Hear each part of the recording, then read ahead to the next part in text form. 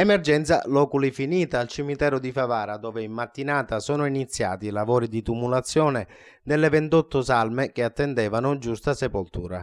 Da ieri pomeriggio personale dell'ufficio cimiteri del comune di Favara ha convocato i familiari dei defunti per la stipula del contratto. Da oggi quindi le due camere mortuarie e le cappelle private che hanno ospitato momentaneamente le salme saranno gradualmente liberate. Si chiude così quindi una triste pagina della città di Favara dovuta a una falla nella programmazione amministrativa. In occasione dell'imminente commemorazione dei defunti, quindi, i familiari, alcuni dei quali in attesa da quasi 2 mesi, avranno finalmente l'opportunità di visitare i propri cari in un luogo che restituisce dignità alla sepoltura stessa.